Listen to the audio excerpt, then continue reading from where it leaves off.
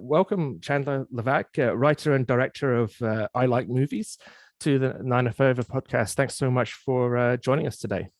Thanks for having me. And I just want to start off by saying I saw the movie myself when it was on the Burlington Silver Cities, I think it is, the big movie theater there, and absolutely loved it, I can say. And it was kind of the extent to which I liked this film was why we really wanted to speak to you. And obviously, because it's also set in not just the 905, which is our purview, but in Burlington, which is a city that Joel and I are very familiar with. Joel hasn't had the chance to see it yet. Listeners, just bear that in mind. But I have, and we're really excited to speak to Chandler about the background to the movie and everything to do with it. So perhaps that's the way to sort of kick off. For those who haven't heard about the movie, could you give us give us a kind of background to what it's about and how you came to make it? I grew up in Burlington, from maybe grade 5 to when I graduated high school. So, and I worked at Blockbuster Video on Brand Street. So the film kind of takes place in Burlington in the year 2003, and it's about this very pretentious teenage cinephile who gets what he thinks is his dream job at like a local corporate video store. And it kind of chronicles his last year of high school and this sort of complicated friendship that he creates with his older female manager at the store. And I guess, is there obviously there's a autobiographical parallel? There's a sort of change of gender there, and I guess you were a cinephile at school, and you chose to make that switch to a male character. What made you decide to do that? I saw in some of the other interviews you've done, that was like a very conscious decision to kind of change the way the character was viewed. Can you explain something about that?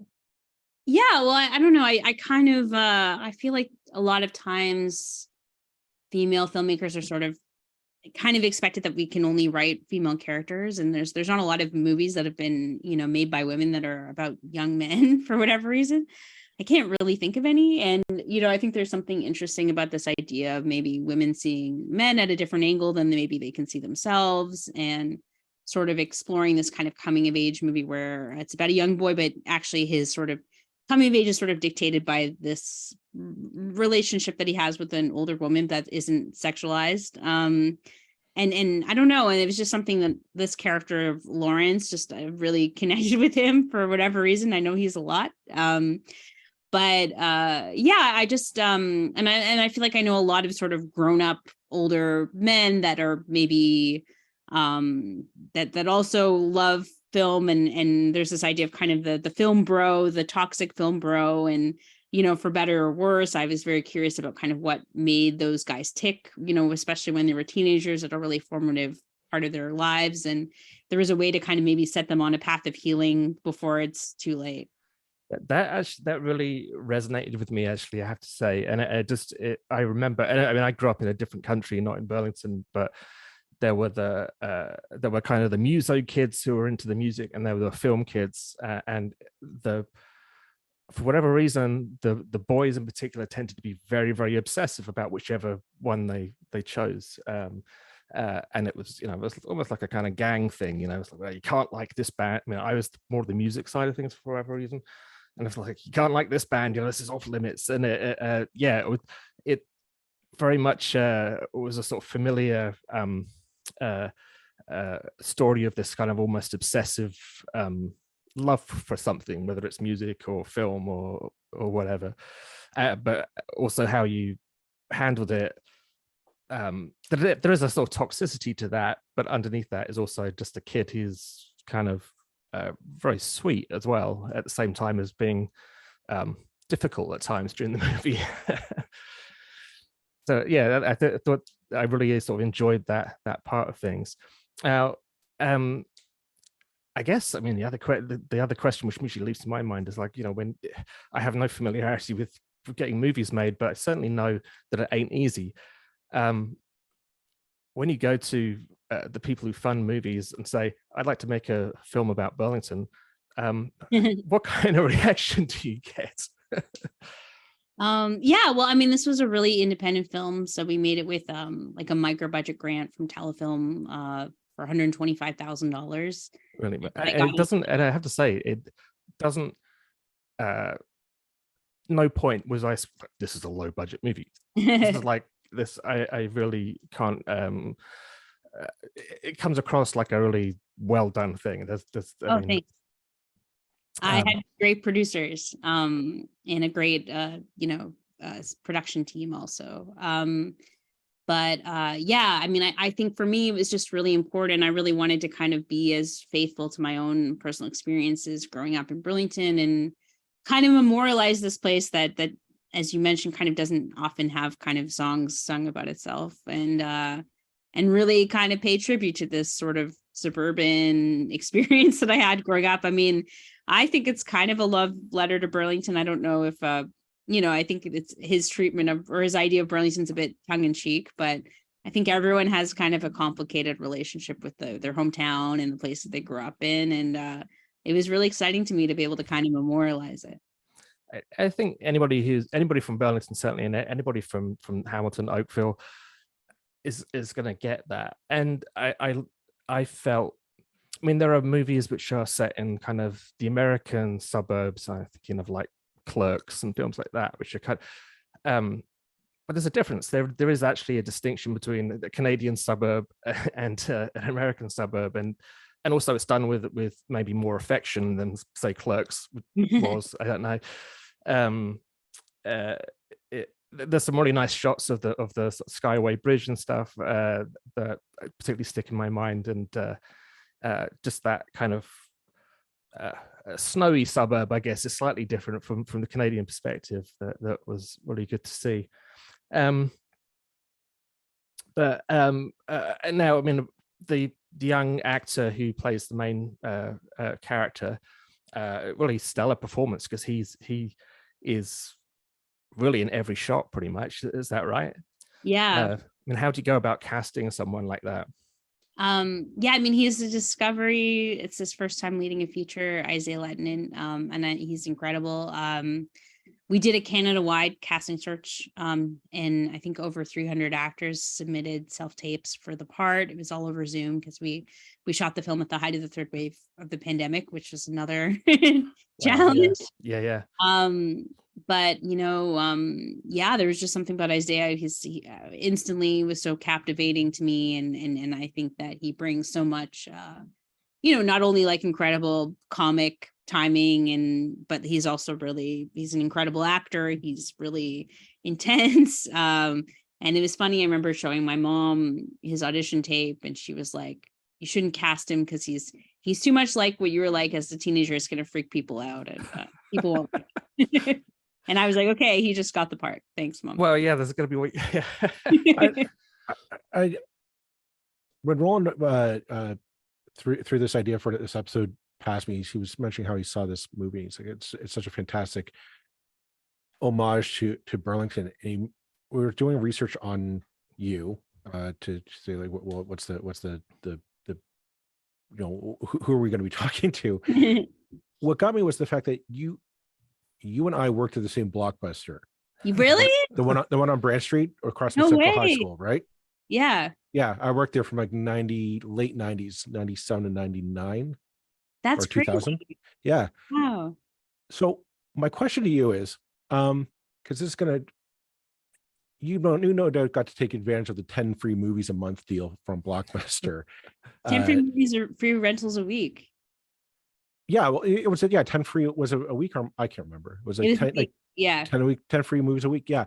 I mean that was like your Netflix for the modern age. Like if you're a Blockbuster employee, like that if you think about it, that was like, that's a huge deal. I'm wondering how because I know there's other kids like here in Burlington. It's like there's not a lot to do unless you're playing sports, staying in, watching movies, going down that rabbit hole. And I'm, can you kind of tell us like a little bit about like growing up, like how that influenced or how that fueled your passion for films from a filmmaker's perspective? And just, how do you go from a teenager who just loves films into, this is my career and this is my life's passion that I want to explore? Yeah, that's a great question. I mean, I think that also is just culturally a really different time, right? I grew up in Mhm. the late, in Burlington, sort of in the late 90s, early 2000s. So you didn't have access to Right. anything. I wanted to, find out who the Velvet Underground were. I had to go to like Central Library, check out the CD, like, burn it to my dad's computer. And then I was like, now I can listen to it. It was like, I think at the end of high school was kind of when like Napster was beginning. So I remember I had like, yeah. my dad wouldn't let me download it because he was afraid like the cops were going to come to our house and arrest me because I wanted to listen to like a Weezer song. So I had like one friend who had like the ability to download music. And I remember like writing this list of songs I wanted her to make me a mix CD, and I had to pay her $20. And she's like, okay, Chandler, well, I'm going to have to be at home for 6 hours downloading all these songs. So it's just like a completely different time culturally. And all you really had was like media telling you things. So like Much Music was a huge thing for me. Magazines like Spin Magazine, where I later wrote for and interned at. And then Blockbuster was like everything, because that was like the only way to like have access to culture, essentially, other than the Burlington Silver City where my film played, which was an incredible full circle moment for me. So yeah, I mean, I remember just like, begging my mom to drive me to Blockbuster. And then she would get mad because I would spend like 2 hours walking around the store, like deciding what I was going to rent, probably getting the movies from you. maybe. To think about. And then because that was our place that we rented movies at. So you totally were the person, renting me. Friday and Saturday night, I was behind Absolutely. the counter. Probably. Nice to see you again. We'll talk about your late fees. Yeah, I was probably massive. Well, late fees played a fairly big part in the movie, Yes. along with that free limit. both of those are big plot points. Absolutely. I don't want to give away any spoilers, but movie that does not get returned and just keeps doing fines. But yeah, I mean, I think also like I felt really, the movie kind of touches on this too, but I felt kind of estranged a little bit from people. So I think, movies and culture and music and stuff. I mean, that was kind of this like way in for me to like a different world outside of Burlington, made me think about my future and kind of just, and then it was like this time where I was like absolutely falling in love with everything that I rented and really defining myself by that. So Blockbuster kind of was my film school before I went to film school. And I guess I'm curious because we're doing this.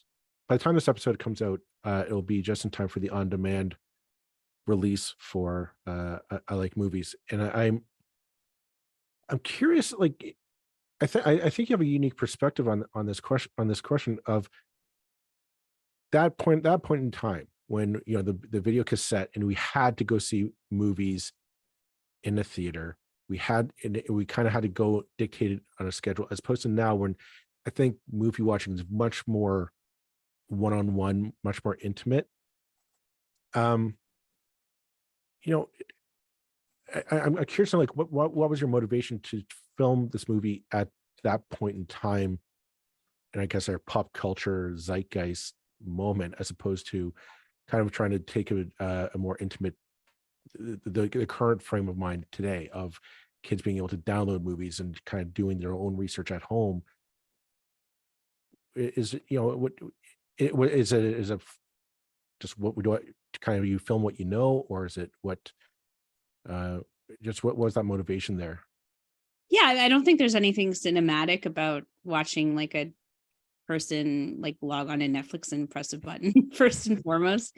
And I feel like there's never been like a coming of age movie that's set in like a corporate Blockbuster video store, before. And I feel like a lot of people are nostalgic for video stores and that time in popular culture. Kind of, it was like the last moment where you really had to learn about art through physical objects as opposed to having access to everything. And I'm sure there's lots of things that we've gained from that. And certainly youth today are so much more knowledgeable about things. But I think also things are so much more disposable at the same time. You know, when you rented that copy of The Italian Job at Blockbuster, you know, and then you owned it for a weekend, like there's so much more incentive to actually watch it and treat it with respect than if you just kind of like, you know, there's so many movies now, I'll watch the first 5-10 minutes and then go on my phone. And there's something like, I don't know, just sacred about video stores. And I think the way that you would be more curious and you'd actually, there's something about the power of like an image on the cover of a movie that could change your life, you know, as opposed to now when it's like, I just feel like when I look at Netflix, I see the same 10 movies being offered to every time. I'm the only one here who's probably old enough. Well, not know probably about it. Who's definitely old enough to remember a time before blockbusters existed, before video even, and I remember sort of being in my sort of 20s and stuff, and we used to curse about Blockbuster because we didn't feel it was good enough, and oh yeah, they only have the mainstream stuff. And well, this may be Britain. I'm not saying that this was, and I'm not, no disrespect to Blockbuster. I'm coming to the good bit in a second, but you know, we were snobby arts folk, and it's like, oh, they don't have Rumblefish or whatever, you know. But were we actually sort of spoiled in those days a bit more than we realized at the time? Is the question I kind of want to get to, because I know that I'm paying a hell of a lot of money for Netflix, or actually I'm not paying for Netflix because they have been really mean to people recently, but to the other guys, and you think, well, I've got choice of everything, but actually it never seems that you actually have that film that I want to see. Is it do we have a kind of false impression of the amount of choice that we do have today? Yeah, I mean, I read a statistic that said that the average Blockbuster had about 10,000 movie titles in it, and on Netflix it's a maximum of 300,000. And there's, you know, they're on streaming services also, movies are getting deleted all the time. You know, I mean, whenever I look at Netflix, they never have the movie that I'm looking for. That's I just noticed that all the time. It's like, oh, I really want to see, you know, X. The one I'm always looking for is With Nail and I. Yeah, I love my teenage kind of, you know, like learning every line of a movie film. Yeah. I can't find it anywhere. I used to have it on a VHS, but I don't have a VHS machine anymore. Yeah, there's something about DVDs that are like actually built to last, and you know, and you could reliably know that like probably that copy of Whitnell and I is not getting checked out every weekend. I'm definitely, yeah, well, someone like yourself's heard of it, but not but well, I mean, it's I just want to say, I mean, it's a beautiful film. It has a lot of humor in it. It has a lot of really, you know, it's I can't recommend it highly enough. And I'm not just saying that because it's set in Burlington. I kind of came across it via word of mouth, and was really enjoyed it as much as, more than in many films I've seen in recent years. So I can't speak about that highly enough. But what's next for you, I guess? I mean, have you got a, is your next film about Oakville or? Yeah, the next one set in is Brampton, or just work your way around 905. That'll be perfect for us. Yeah. No, my next film, well, I mean, I'm waiting to hear back about you know, whether or not the Canadian government will let me keep making movies about really pretentious narcissistic young people that are obsessed with popular culture. But hopefully the next film I would make would actually be set in Montreal. But I think the character will still be from Burlington. So cool. I kind of like the idea of maybe creating this sort of fictional universe, like the way that like John Waters always sets his movies in Baltimore, or like, you know, if a fictional Burlington. Yeah, like that the main character is always from Burlington. that would be revolutionary for Burlington, because I don't think anybody would dare imagine. Well, I mean, the old saying goes, growing up here, everything, we always called it Borington because nothing happened here. If you successfully create a cinematic universe of Burlington,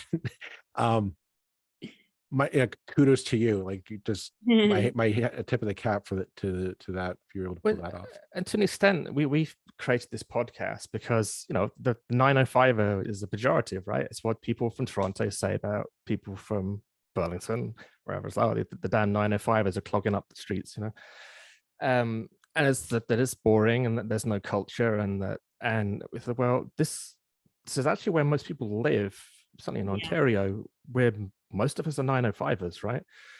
And yet the media doesn't really cover it. It tends to be Toronto centric, apart from election time, when suddenly the 905 is what swings it. People pay more of attention. And I guess Burlington, to an extent, is kind of Main Street Canada, isn't it? It's certainly Main Street Ontario. I don't know. It's like a lot of places that most of us actually live. Is that sort of fair? Yeah, I think that's the thing. Like, my film has a lot of sort of suburban iconography of like strip malls and power lines and parking lots and stuff. But like most of Canada, most of North America actually looks like that. It doesn't really look. And I think Canadian cinema is always set in like it's either Toronto or, like a regional small town in Quebec, or it's like a Newfoundland fishing village, and there's like no other stories. It's true, isn't it? And we think, I'm just thinking of like, was it the films that Glenn Gould did back in the sort of 70s and stuff, which are all about the North and everything.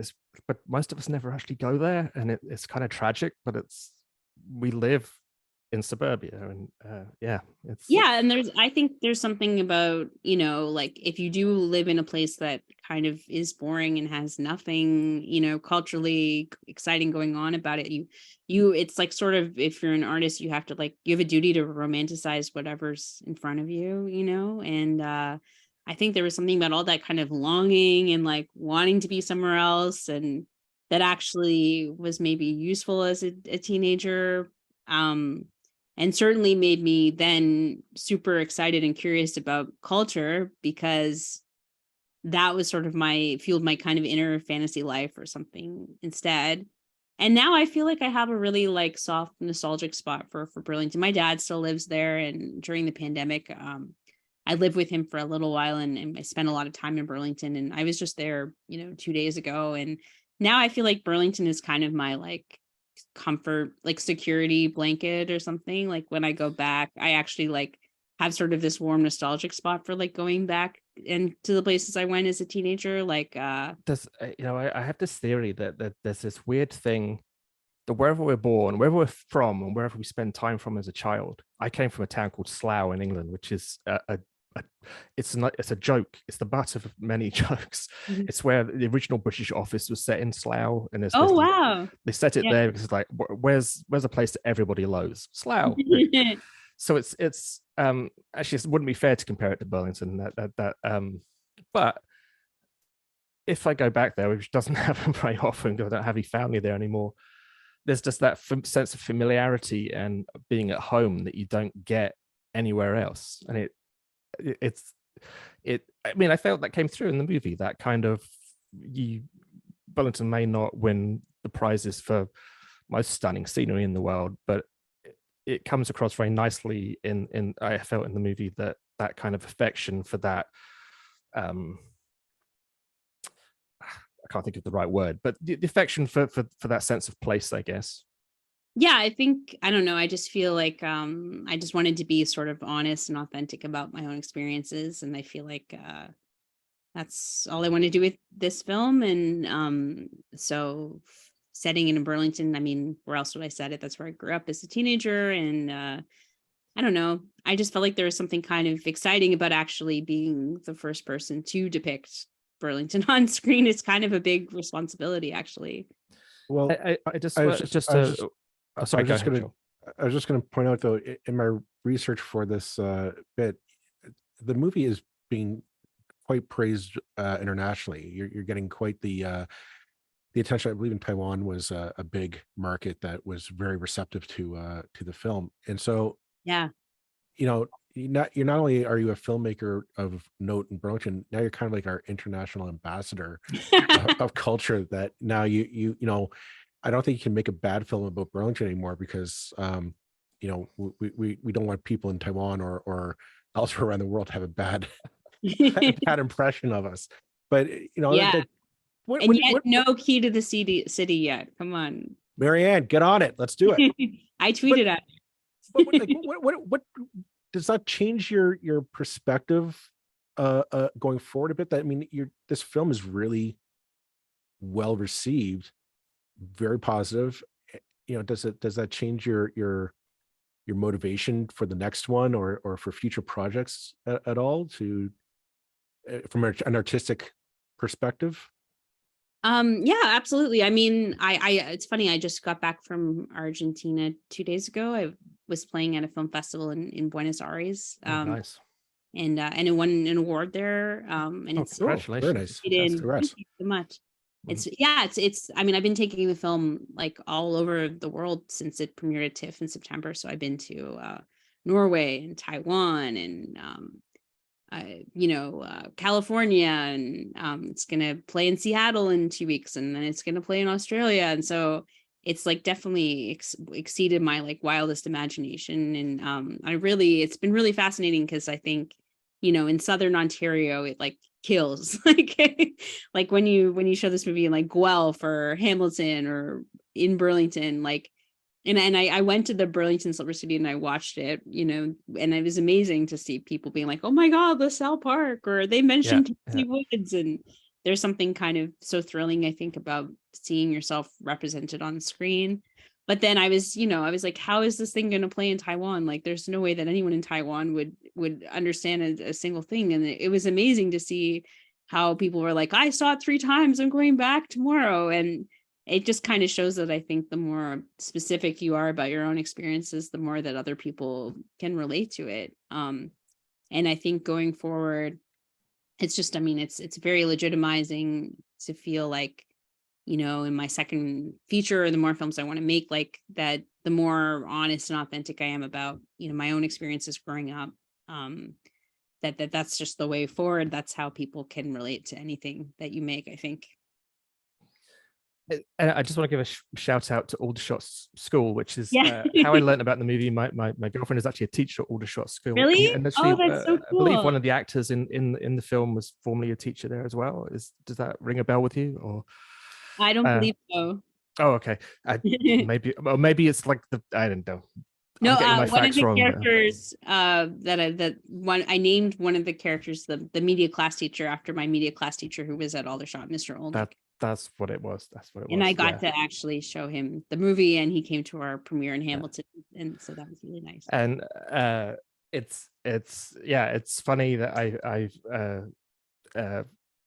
it's a school obviously a lot of people in Burlington are familiar with, and it's good to see a product of Burlington coming out. And I guess obviously you were that child who was obsessed with movies when you were at high school. I don't want to give away too much of the plot, but I mean, the main character he has very high ambitions for his sort of movie career, and part of the movie is a kind of struggle between what's realistic and what's possible, and his actual abilities and blah blah blah. Is that a kind of thing that you were going through at the same time? And there's another character who sort of appears like she might be surpassing him in kind of skill and just getting stuff done. Were you sort of one or both of those characters at the same time? I mean, I think I was really ambitious in high school and wanted to get out of Burlington as quickly as possible. But I wasn't as ambitious as Lawrence to think that I could apply to like NYU's film school. I definitely got the catalog, but just so I could kind of look at it as like a fetish object. But my kind of dream was to go to U of T and study film, and that is where I went. I studied cinema studies at the University of Toronto. I think also the movie that I made terrible movies in high school, like worse than anything that appears in the film. Like so cringe, and they were definitely just rip-offs of other movies that I loved, like kind of using the soundtracks from like Reservoir Dogs and Punch Drunk Love. They were horrible. I made horrible films, and I don't think I was that talented. But certainly my love of cinema kind of propelled me forward. I think it also just took me a long time to admit to myself that I wanted to be a filmmaker. For a long time, I didn't think that I was talented enough or really knew what I wanted to say. Well, there's kind of that thing, isn't there? And I definitely had this growing up in my hometown. It's like, well, people who make movies, well, in my case, I wanted to be like a musician and stuff. And, newsflash, I'm not. But part of it was like, well, people from this town don't do that kind of thing. The people who do that come from Toronto or come from London or come from New York or wherever. And there's an extra barrier that you do actually have to sort of get over if you're from the suburbs, I guess. Do you think that's kind of played on your mind as well? Well, I mean, Jim Carrey went to Aldershot. Well, that's true, isn't it? Right. Burlington's got a history, isn't it? Yeah. But yeah, I mean, I think it was more just like I didn't feel like I had anybody to kind of share my interests, share my passions with or something. I mean, I think also the people that I did have that were my friends, I think I alienated them from just kind of how intensely pretentious I was, with good reason. So I think, and the film kind of tracks that experience as well.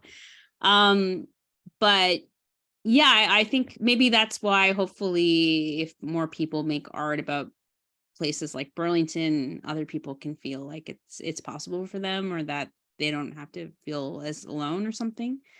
I guess that maybe that's my hope.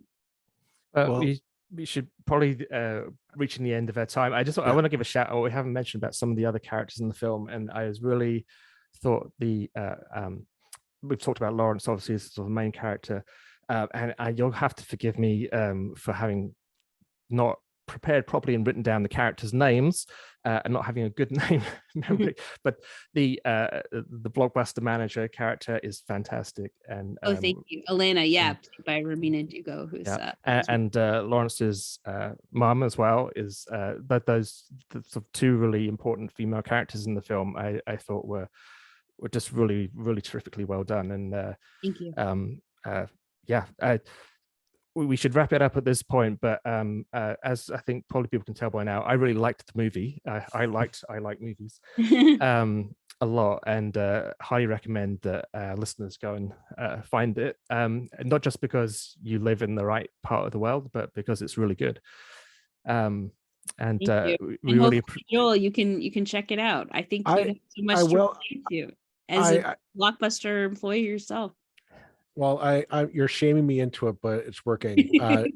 And no, I'm excited to see what you do next. I mean, I am going to see this. My wife and I will probably go find a date night to do it. I'll be honest, that is a big kicker when you have kids. I know, yeah. It's a kicker to find the babysitter, and what are you going to do with that? And so, but I will say, because this is coming out in time for the on-demand release for I Like Movies. I'll be honest, that's where I watch most of my movies, is on demand at home in my pajamas with fresh popcorn. That sounds so nice. As a former Blockbuster employee, as I should be watching all my movies from now on in my pajamas in my basement, fresh popcorn. But thank you very much for coming on and sharing this. We do wish you nothing but the best for the future, and we can't wait to see you at the Oscars at some point in the very near future, and we expect to be at least thanked in the in the speech. Absolutely. And and we'll all go out for Dimitri's ice cream after. You're like this is why I like talking with you. You're the only one who, like, you can say stuff. I'm like, I know exactly what you're talking about. I don't even, like, what are we doing? Okay, I have to go research after. Like, yeah, I know exactly what it is. Go to Silver City, Dimitri's, hits up Williams, and catch the bus home. I did a double bill of Beau is Afraid and Are You There, God, It's Me, Margaret at the Burlington Silver City like yesterday, which I don't recommend because that was an insane vibe shift. But the Burlington Silver City is showing like A24 movies all the time. Like, they have some of the best like programming. It's kind of an embarrassment of riches there. It's awesome. Yeah, that's really good to hear. Because again, it was like, we need an art cinema or something. Well, good for the Silver Cities that they're showing good variety of stuff. Yeah. Well, thank you again, Chandler. Really appreciate this. Hope we'll speak to you again sometime with the next movie. And thank you again. Thank you for thinking of me. It was wonderful to talk to you. And may the 905 reign forever. Appreciate Down on a thanks. t-shirt.